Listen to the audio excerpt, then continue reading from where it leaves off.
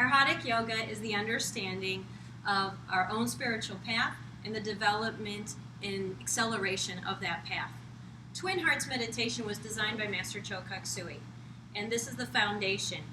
It's to help us heal the planet. So everybody from all different religions, all different walks of life, come together and they heal the planet. We send blessing energy to all the pain and despair on the planet. In doing so, we activate our crown chakra and our heart chakra and send loving kindness. We, as practitioners, get more energized and become more powerful healers.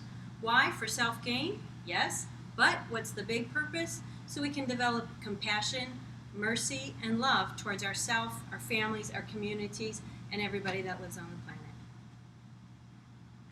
planet. This is how practical Twin Hearts meditation is. Every day we take a shower, yes? So when do we take a spiritual shower? Don't we have negative thoughts and feelings sticking all over us?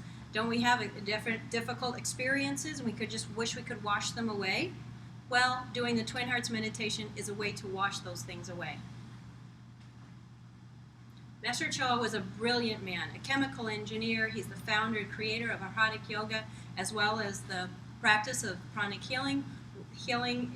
Pranic Healing is the healing modality, and Arhatic yoga is the purification modality. The more we purify, the stronger our healing ability becomes, and the more we do healing, the more we understand how purification is really necessary. Look at this fascinating quote. The purpose of spiritual practice is to accelerate the evolutionary development of the soul. How powerful is that? And again, not only for personal gain, but service to mankind and planet Earth. The bigger your love capacity, the bigger you want to be. Okay. So, this isn't... I see how this goes. Okay.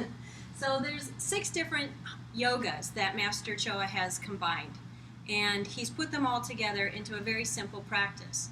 I was in a class of meditators the other day, and I asked how many people would rather quit this lifestyle and all the stress of it and become a monk. Now, this is a personal wish of mine, so I thought I was alone in the world. But no, all 20 of the students raised their hand. So I said, okay, there is a greater understanding. So, can we really be a monk in today's lifestyle? No. But can we become a monk inside our own hearts and our own minds? Yes. And we get to wear pretty clothes and eat things besides mush all day. One of the yogas that he uses is the Hatha yoga, which is we borrow some of the physical techniques. It's not a big yoga practice, but we use some of the breathing techniques and balancing techniques to flush away our physical stresses so we can receive the energies coming through. Raja Yoga is meditation on the soul. The pineal gland is a gateway between our physical understanding and our spiritual understanding. We focus on the pineal gland, activate that, and we can accelerate and move into different frequencies. Kundalini Yoga. Who's heard of Kundalini Yoga? Okay, what is that? It's activation of our sexual energy. So some practices, they just activate the sexual energy and good luck, have fun with that. But in Arhatic practice, Master Choa is very keen on safety for the practitioner. So he combines spiritual energy with the sexual energy, and the two become very powerful together, and we can use that as an energy source, as a power source, to create whatever we want in our life. It's very, very practical, very powerful. The other yoga that's being used is karmic yoga, service and tithing. How many times have you gone through life and then a huge explosion? Things fall apart and it's very stressful. Yes? Have you had this? Okay. So, don't you wish you could reduce that so those things don't happen all the time? Well, you can. You can pay it forward. You can do proactive work by doing service and tithing. And when we get into a regular flow of doing those things for ourselves and for our communities, these explosions reduce. And we're able to work with them on a much smoother basis. Life's not so difficult. We have so many tools when we're doing Arhatic yoga. The other one is Bhakti yoga, practice of devotion and reverence. Reverence to that God within ourselves, reverence to ourselves as human beings, and reverence to our brothers and sisters. when we become more present with that spiritual energy, we become like the wild animals and like nature itself. Everything has its own flow, but we as human beings, we complicate things. We can be in this divine flow of life and of circumstances when we reduce our ego. When we reduce our ego, it's to give honor and appreciation to something greater than ourselves. So by keeping our ego nice and calm and polite and well-behaved, we can really be receptive to greater energy and become a part of the flow of frequency like nature itself. And Dhyan Yoga. Sometimes we get so focused and so narrow-minded that that's all we're able to do. We're not aware of other people or situations around us. And sometimes we can be so distracted by everything else going around us that we can't focus.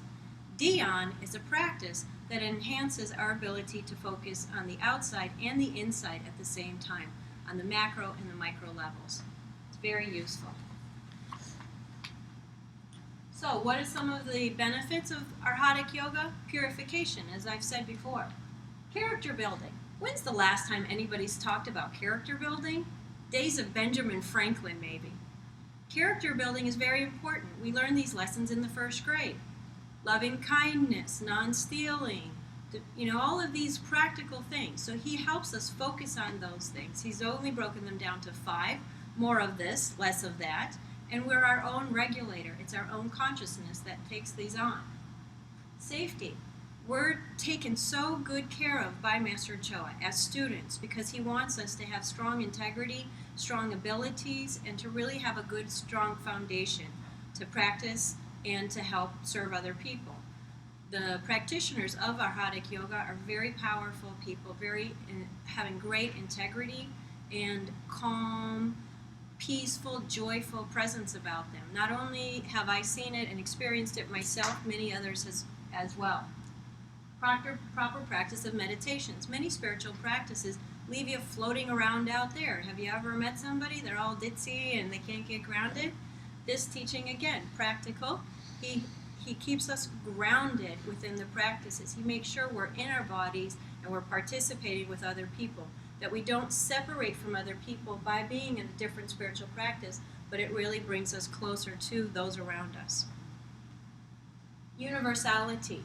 It doesn't matter what religion we belong to, because with this understanding, it enhances that connection, and you bring it back into the structure of your own religion, it enhances that understanding and appreciation for that structure. Importance of service, we spoke about already. The levels of Arhatic Yoga. You accelerate to the degree that you want on your own path.